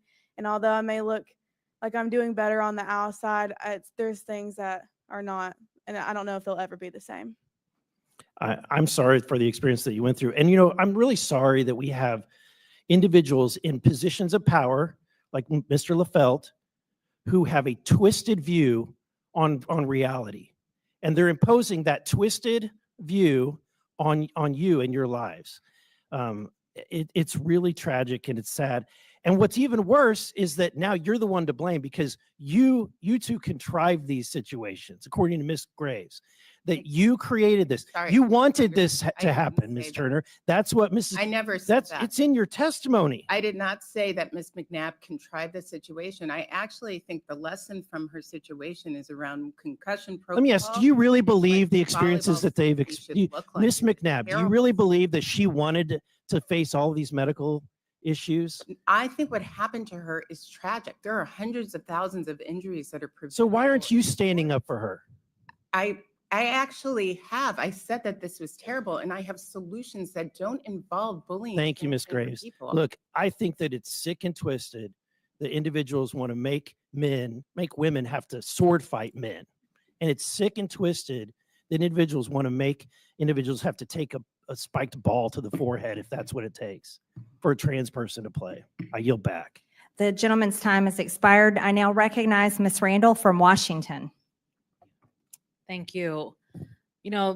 This hearing, much like the long suspension that we had a few speakers ago, is a waste of taxpayer time. Yet another showing of the 24/7 circus that this majority has been conducting as puppets of this president's agenda. We have people at risk of losing healthcare coverage for concussions, for preventable diseases, for brain injuries, for cancer, people at risk of losing healthcare coverage, federal workers and veterans fired without reason. FAA woefully understaffed and presidential appointees taking advantage of their position for personal gain. And yet, the first subpoena that this majority feels compelled to execute, not any that we tried to offer for Elon Musk, but it's to bring the chairman of the board of USA Fencing in. No offense, Mr. Lefelt, but this is part of a crusade against trans people. There's nothing else to call it. No one can explain away how questioning the chairman of USA Fencing on trans people in sports brings down costs for American people. Much like no one can explain how banning trans people from our military ranks makes us more safe. In fact, Representative McGuire, who's not on this subcommittee, but is on the full oversight panel, said this morning something that we could all do well to remember. If somebody saved your life on the battlefield, you wouldn't care if they were pink or blue or male or female, if they called themselves a Democrat, Republican, or an independent. We are all Americans. But we care more, my Republican colleagues care more about policing the way that people live their lives instead of ensuring that they can. Last week, this committee advanced a bill gutting federal employee pay and benefits. This week, the Energy and Commerce Committee was supposed to mark up their piece of their reconciliation package that would cut $880 billion from Medicaid, healthcare for people. This is so unpopular that they had to push back their meeting a week in order to find the votes. But here's the thing. Despite their attempts to distract and deflect by focusing on trans people who are just trying to play sports and live their lives, the American people are paying attention. They feel the cost of goods going up. Does this hearing address that? No. American people feel the fear of wondering if they'll have health insurance tomorrow. Does this hearing address that? No. I don't know if any of my colleagues are even talking to their constituents, because I've received over 60,000 messages and phone calls, held 8 town halls since being sworn in, and not one person asked me to use my time here to attack trans people. I cannot make it make sense. In fact, Madam Chair, as I think we heard earlier, 155,000 people in your district are at risk of losing their health care under the Republican Party's budget plan, including 111,143 children and 20,000 seniors. Do you want to tell those folks that you care less about them, or should I? Ms. Randall, in my district, no one's going to lose any of their benefits. It was a promise I'm by reclaiming President my Trump time, and Madam Chair. myself, but they're I'm concerned reclaiming about my men time. defeating women in Madam sports. Chair. By the way, your patriarchy earrings are screaming of the hypocrisy. I'm glad you like my earrings, but I'd like to reclaim my time. I'm here today on behalf of my sister, Olivia, who would have been unable to live with her complex disabilities for 19 years without Medicaid. And I'm here on behalf of the 72 million families and seniors who rely on Medicaid. I'm here to tell the American people that while this might be a scary time, a time where we are feeling attacks on our most vulnerable communities every day, where the instances of suicidal ideation amongst LGBTQ folks is rising, and this administration is cutting the very lifeline of the LGBTQ suicide hotline, there are people who see you and celebrate your humanity and who care about you. Ms. Graves, I wasted all my time, but I am grateful that you're here and we're able to share about the real ways that we could support women across the country. The gentlelady's time has expired. I now recognize Mr. Jack from Georgia. Well, thank you, Madam Chairwoman, and thank you for convening this hearing. Under your leadership, the DOJ subcommittee has been one of the most active subcommittees across Congress, and my constituents are proud of our work to eliminate waste, fraud, and abuse of taxpayer dollars across the federal government. And today, it is no surprise that our colleagues on the other side of the aisle have spent a majority of their time desperately avoiding the issue before us, because 80% of Americans, Republicans and Democrats alike, believe biological men should never compete in women's sports. Mr. Layfelt, as Mr. Fallon noted, you are testifying today under subpoena because you refused to appear before us voluntarily. Why did you refuse our initial invitation to testify? Congressman, thank you for giving me the opportunity to address that. Our CEO of the organization, Phil Andrews, was offered as a witness, and we felt, given his full-time capacity that he operates in this role, that he would be able to answer the questions more thoroughly than I can. However, since I'm here, I'm happy to be here and answer your questions. Thank you. And as chairman of USA Fencing, how many members of USA Fencing are biological men who have participated in women's competitions? Rough estimate. Rough estimate, sir. I believe that it's roughly 200 total, with I think 39 that are transgender women. And of that group of biological men, how many have won championships in women's competitions? Rough estimate. I couldn't tell you the specific number, sir. 5, more than 10. I'm honestly not sure, sir. I mean, I have the data on how often cisgender women prevail against transgender women, but specifically the number of medals, et cetera, I'm not sure off the top of my head, sir. And conversely, how many biological women are participating in men's competitions within USA Fencing? 34% of our events are mixed, sir, and so it's fairly regular for that kind of event to happen. There are a plurality of our events. And again, I'm just referring to specifically male, non-mixed competitions, specifically male competitions. How many biological women are participating in those, to the best of your knowledge? So just so I understand your question, sir, biological women competing in the men's division, sir? Yes. I'm not sure, sir. Okay. Well, I think the disparity alone, as we've seen, confirms that this approach is inequitable. The data across other sports affirms it. In recent years, over 600 female athletes have lost more than 900 medals to biological men and women's sports. And again, over 80% of Americans, Republicans and Democrats alike, agree that biological men should never compete in women's sports. Mr. Layfelt, and I mean this with respect, in your capacity as a representative of USA Fencing, have you ever impersonated a woman? No, I have not, sir, not to my knowledge. I ask because I understand you have a history of creating fictitious female personas. In one instance, you impersonated a woman named Dorothy and wrote an email to yourself, which you didn't publish on social media for all your followers to see along with your response. Do you want to comment on that? Yeah, I do, sir. Thank you for giving me the opportunity to address that. It was a poor attempt at humor. It was unbecoming of me as a leader of this organization to post that as I did. And quite frankly, moving forward, that's not something that's going to happen again. It's unacceptable. And it's not something that should happen with any human-to-human interaction, period. Thank you. Ms. Turner, Ms. McNabb, I want to commend both of you. You are both very brave women. And Ms. Turner, your courage that you displayed on March 30th galvanized millions of Americans in support of the simple truth that biological men should never compete in women's sports. And with my remaining time, Madam Chairwoman, I'd like to learn a little bit more about the culture within USA Fencing. Specifically, Ms. Turner, reporting suggests that you previously raised your concerns of the policies with which you have to face to USA Fencing officials. What was the response when you did so? I had done so privately, and the answer is that they did not respond. But I have known of other members of USA Fencing, a mother and a daughter, who did come to USA Fencing asking, saying that they did not approve of the transgender policy, and they were told that they would be sanctioned. And did you or have you feared retribution from USA Fencing with respect to your brave stance and likewise your concerns you've raised before you took that stand? Yes, and I still do. I don't think I'll ever get a fair bout again from a referee, or that I'll be welcomed without harassment. And why do you think that culture exists? Just, you know, you've experienced it. I'm curious your own perspective as it relates to the culture that tolerates this type of behavior.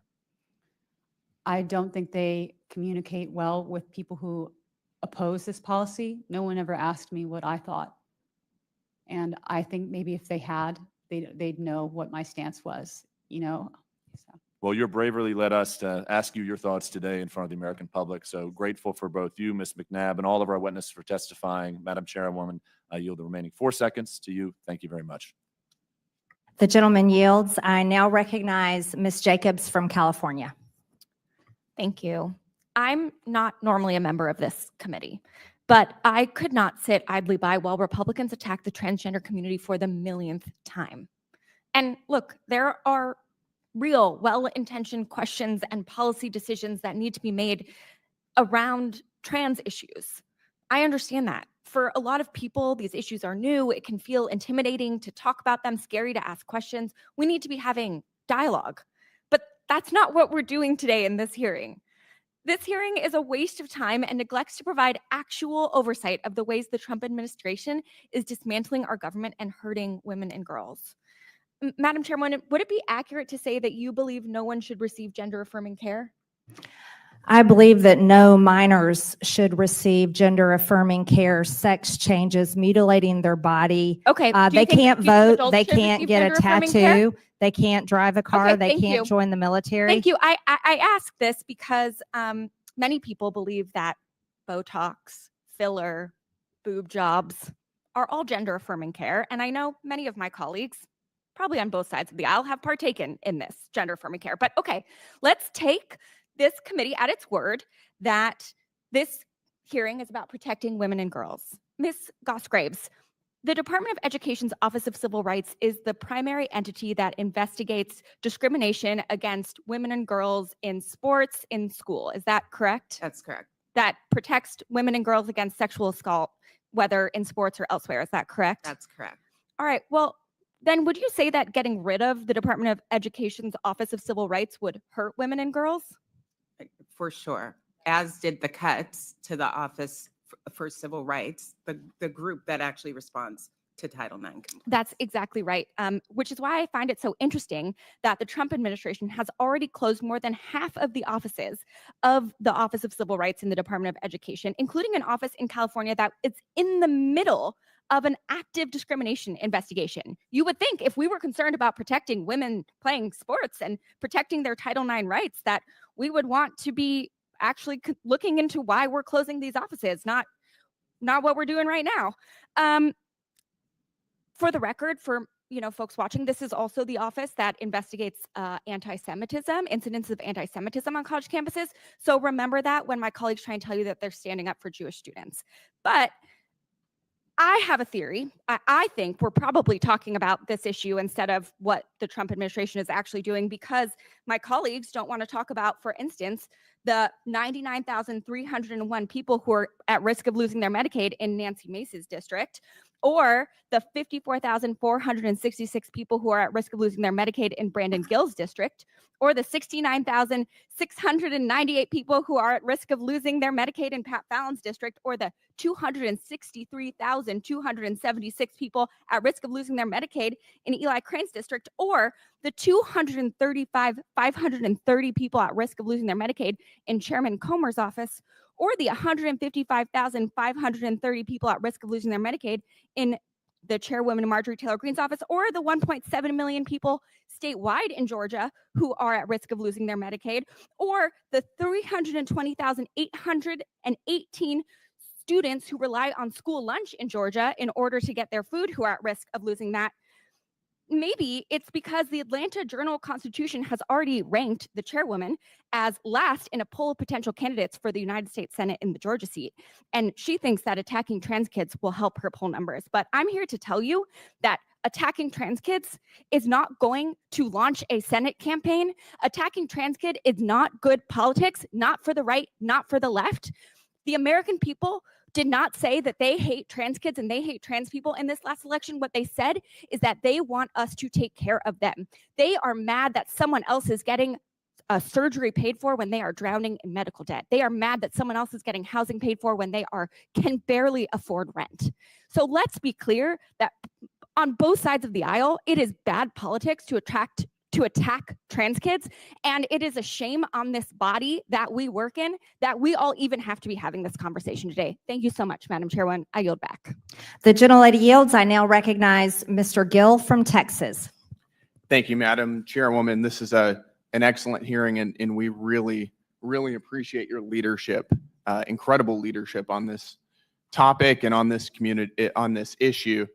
And I'd also like to thank our witnesses, Ms. Turner and Ms. McNabb, for particularly moving testimonies. And thank you for your bravery for coming here. I know it takes a lot of guts to testify before a congressional committee. Mr. Layfield, I'd like to ask you a few questions.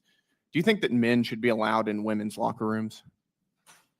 Sir, those regulations are set by tournament I'm just organizers. asking you yes or no. Do you think men should be allowed in women's locker rooms? I don't have a personal opinion on You don't have you have a personal opinion on a lot of things, but not on that? Sure. I mean, it's a locker room is not really an area where people interact. So the answer is yes. I don't Do you really think have that men should be allowed to share showers with women in athletic facilities? I think that showering is a private activity and that it should be private. And it should be private. There's oftentimes communal showers. Are you okay with men showering with women? I don't have an opinion on that in the context of USA. You don't. Interesting. That's an astounding thing to not have an opinion on. I think most normal people have an opinion on that. Are you okay with women being at a disadvantage when competing against men in sports? Sir, mixed events happen all the time, and No, women are that's often. not my question. Are you okay with? Let me ask it this way: are you okay with cis females being at a disadvantage? If their competitor, assuming that you're talking about, It's a yes or no transgender question. female, that they've met the requirements set forth in the policy. Why it's why assumed did to be you an post equal on playing social field. media for the world to see? You were asked in an anonymous question, which you posted online. Are you okay with cis females being at a disadvantage? You said, yeah. Yeah, I believe it was Congressman Cloud that had asked me about that, sir, and I'm happy to address it again. That was a one-word answer to a more nuanced topic, and I feel like if I could take it back and expound a little bit more than what I Okay, had there. reclaiming my time. Sure. Do you think that women, excuse me, Do you think that parents who don't want their daughters competing against men and women's sports are whiny? No, sir. You don't? Why did you write that on social media? I've got a picture here where you posted that. You were allegedly responding to a parent who didn't want their daughter being beaten up by men in sports competitions. You said, I'm not going to pull her from the sport and write a whiny email announcing my departure. Sir, Mr. Congressman Jack had asked me about that and want to be crystal clear that was an inappropriate message. Do you think that they're cowardly? So no, I don't. I don't at all. And in fact, why did you write that on social media? I regret it, sir. I deleted it shortly after posting it. I certainly don't feel that way anymore. And given a lot of the messages that we receive and even conversations that I've had, do you think with that Ms. parents who Turner- don't want their daughters competing against men in sports should be compared to the Ku Klux Klan? No, absolutely not. And I And why acknowledge did you that I do said that that? in the message, sir. Why And did that you was do that? inappropriate. That was inappropriate? Yes, sir. Yeah, that you're right. That isn't inappropriate. I'd like to read what you wrote and what you posted on social media. Sure. Responding allegedly to a lady who had these concerns. The only wizard that's going to dig you out of the myopic hole you put yourself and your family in is one of the quote grand wizard variety. Inappropriate, sir. And I acknowledge that I said it, and I will commit to never making a message like that again. That was in response to a parent, according to you on social media, who had a problem with this. Was this a real email that you were responding to? It was a real email, sir. I did not respond to it and hit This send was a back. real email. Did an actual parent write this, or did you write this email? It was written by an actual person claiming to be a parent. They were not a member of our. Were you that organization. actual person? No, sir. You were I was not that actual person, but you staged this whole interaction. The response, sir, was not real, and I regret that. Okay. You think inclusivity presumably is a big part of the fencing community. Is that right? I would say so, sir. We're a very welcoming community, and I'm proud of Are that. you welcoming to Trump supporters? Absolutely. Absolutely. Then why did you, in your Facebook page, from the fencing coach, write, imagine being one of 71 million people dumb enough to vote re-election for a treasonous clown who's permanently banned from Twitter for inciting an insurrection, you mad MAGA bros? I acknowledge that I stated that in my personal capacity, sir. However, as chair, I have That to was from acknowledge the sir, fencing coach. I have to acknowledge that 77 million people voted for him in re-election. That wasn't your personal capacity. That was from your capacity as, quote, the fencing coach online. Yes, Like, that as is you- that is my blog, sir. That's my publication, and I acknowledge writing that. All right, my time is up. Thank you. I yield back. Wow. Okay, thank you for that, Mr. Gill. I now recognize Mr. Crane from Arizona. Thank you, Ms. Chairwoman. Thank you to the guests for showing up today. Many Americans ask me all the time, what is wrong with this country? Why does it appear that we've gone mad? And I think this subcommittee hearing is a testimony to what has actually happened. And I know I hold some beliefs that, they're my own beliefs. They're not everybody's beliefs, but I tell them all the time, this is exactly what happens when you allow God to be pushed out of everything. This is what we're seeing, because God has clearly spoken about this in Genesis 5:2. He says, I created them male and female. And what's really going on up here in DC is just a microcosm of culture. We've lost our minds. We've pushed God out of everything. And it's one of the reasons why it appears that we've gone mad. And one of the reasons we have two beautiful young women here who are here to testify about how they've been abused in sports by biological men. And none of my colleagues on the other side of the aisle have asked you guys a single question. Have you noticed that? They don't care. They don't hear you. They claim to be the party of women. We got two women sitting right here, and they could care less that you're here. All they want to do is sit here and try and deflect and talk about how we're trying to bully transgender kids, and none of us are trying to do that. As a matter of fact, I feel sorry for a lot of kids that grow up with gender dysphoria. It's hard enough to grow up as it is, let alone taking that on and having to deal with that. But that's not why we're here. They don't want to acknowledge why we're here. We're here to protect young women in women's sports from biological men. Most of the men, real men that I know, who came from good families, they were raised to protect women. It's something that we're all taught to do. We have clearly failed to do that as a culture and a society, and this hearing is a testimony to that. I want to ask you, Mr. Layfield, did you grow up in a family where your parents taught you to protect women?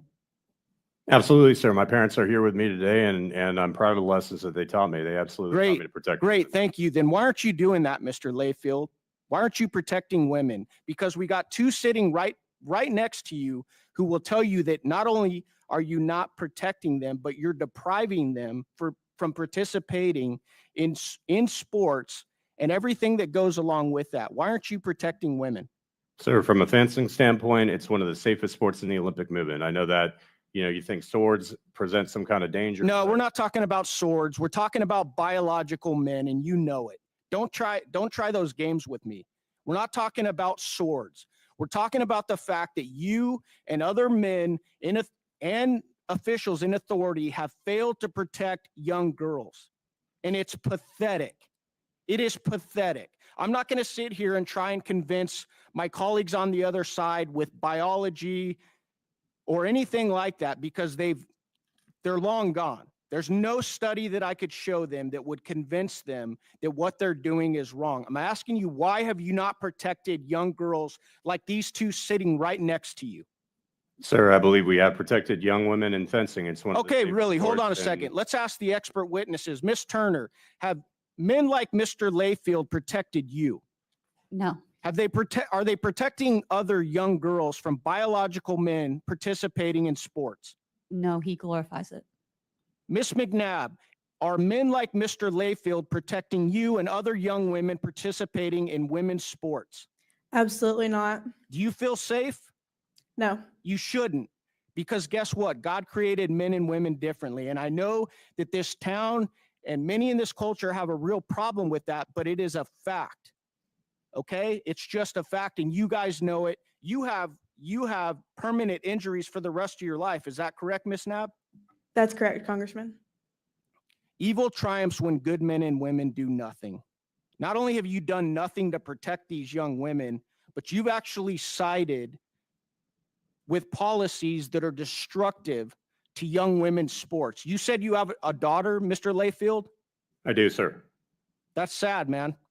That's sad that you wouldn't protect young girls from what's going on in this culture. And it's disgusting to listen to these posts that you yourself posted. I can't believe that you're still the chairman of this organization. I really can't, after hearing some of those posts. Calling parents who are concerned about this type of leadership KKK members. Are you serious? Shame on you, bro. I yield back. The gentleman yields. I now recognize Ms. Mace from South Carolina. Thank you, Madam Chair, and thank you for the invitation to participate in today's hearing. Ms. Goss-Graves, so-called, quote, expert in women's rights. Do you know how many years it took South Carolina to elect its first Republican woman to Congress? Well, what year did? 100 South years Carolina since women got the right to vote. Do you know how many years it took the Citadel, the military college of South Carolina, to graduate its first woman? Well, 157 years. So I have a series of yes or no questions I would like to ask you based on some of your previous statements. In your opening statement today, you said trans women are women. Ms. Goss-Graves, what is a woman? So a woman is an adult female. A woman identifies as a woman, and I actually think it is. What best that is, they what do not you be consider a reduced to female? gender. What is a female? And so there are some women who were assigned a You female say sex at you're here to birth. There are defend some women. You say you're here to who are defend women, but shouldn't you be able to assigned male define at one? birth. Shouldn't you be able to define one Well, if you're that's for what I'm- women's rights? That's literally what I'm. Ms. Goss-Graves, do women have penises? So again, I believe that women. Democrats have shouldn't gone be- so I believe crazy. that Women can have should penises. That's be not a thing. reduced That's not to their biology. It's not science. anatomy And you or- sound like a lunatic. And the women. Should that I young hear girls from just at get the used to National penises Women's in their Law locker rooms Center and showers? My next not- question, yes or no? Should little girls get used to penises in their locker rooms and showers? Yes or I no? don't know what you're talking about, but what I will. Oh, say I is that absolutely do. privacy We've in heard locker testimony rooms today is about trans extremely women. Those are important. women with penises. Those aren't real women. Privacy in locker I'm going to rooms reclaim is my time. When extremely President Trump issued important. an executive order to keep men out of women's sports, thank God he did.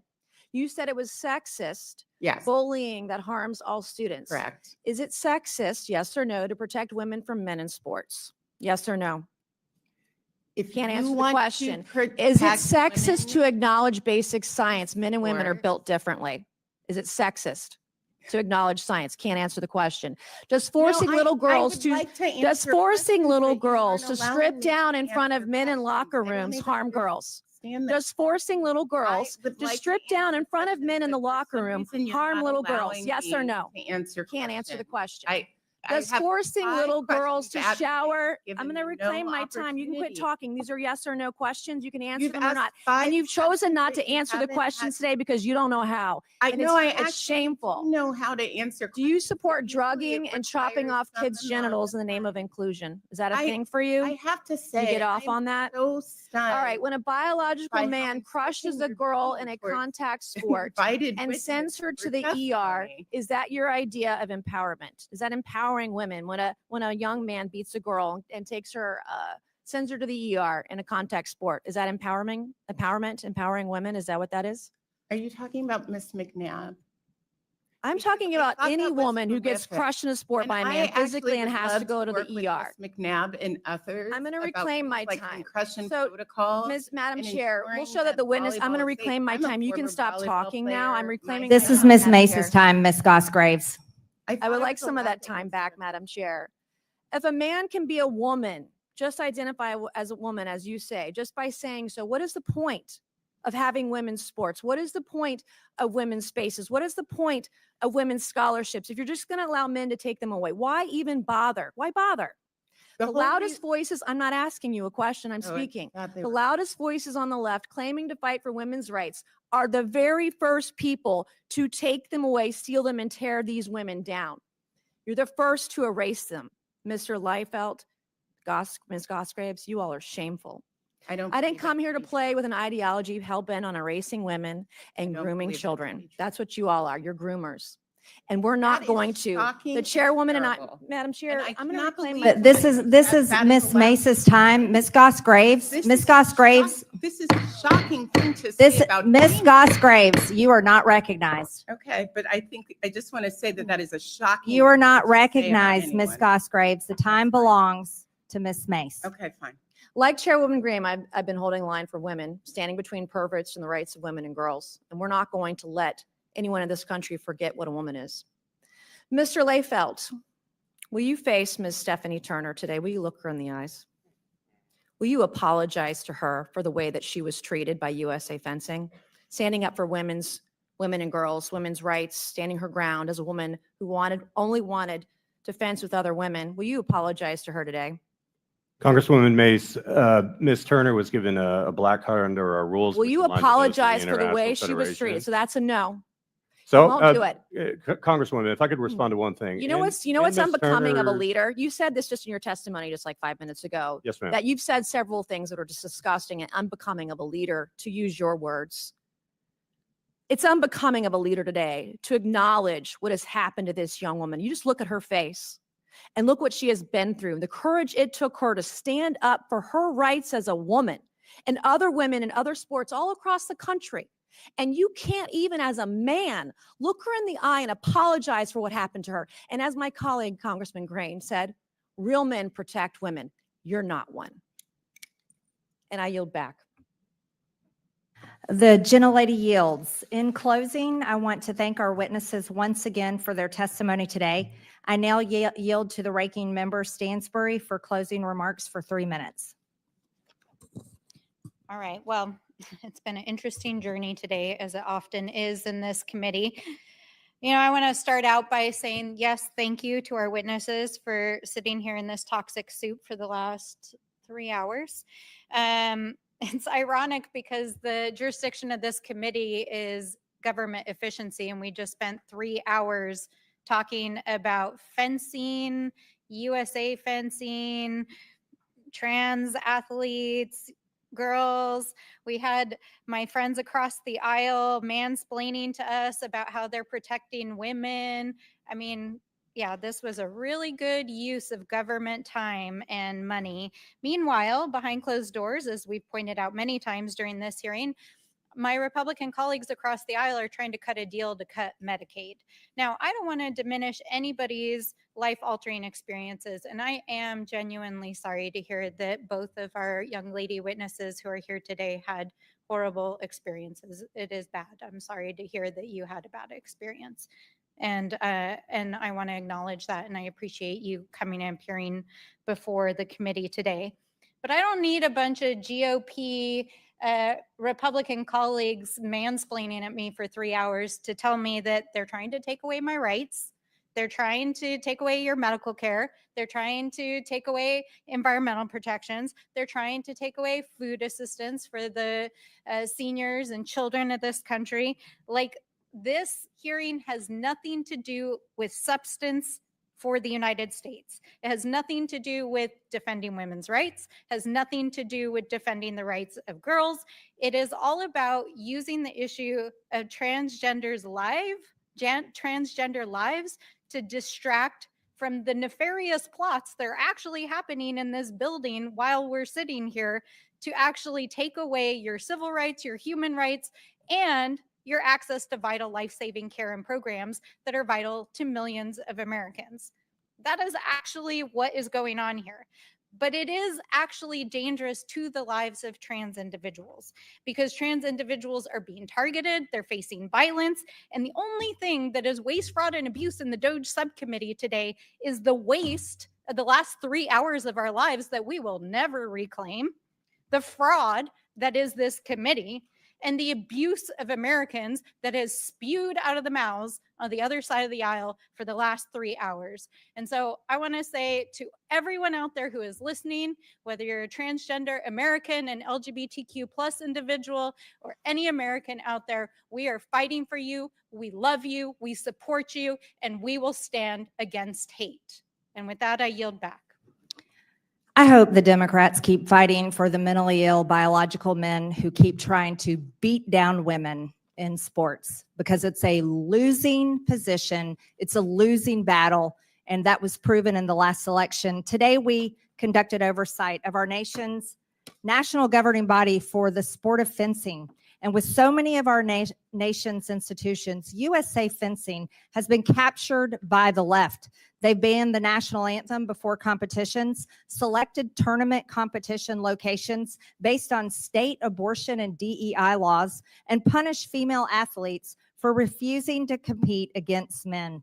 Earlier today, the ranking member called us weird for standing up for girls and women, when she's the one who supports sex changes surgeries for little kids and forcing women to undress in front of creepy, perverted men.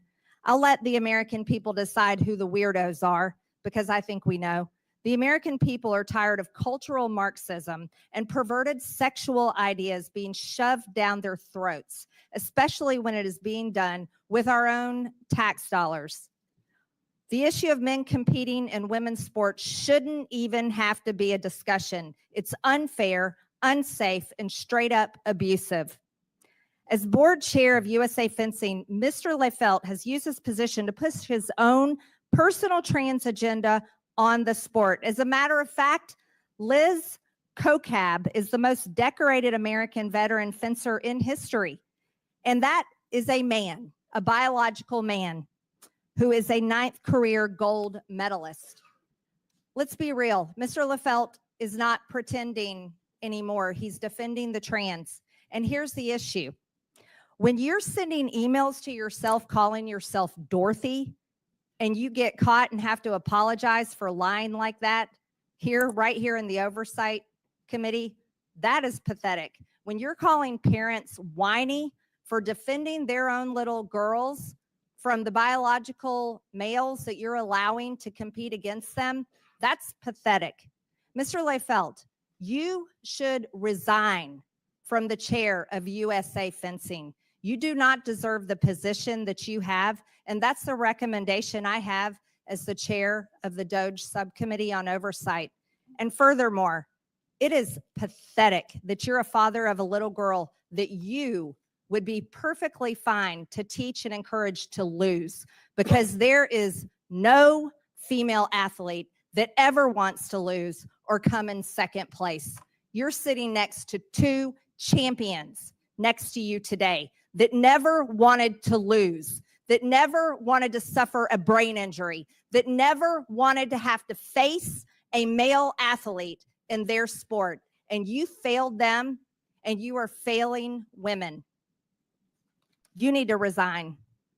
With that, and without objection, all members have 5 legislative days within which to submit materials and additional written questions for the witnesses, which will be forwarded to the witnesses. If there is no further business without objection, the committee stands adjourned.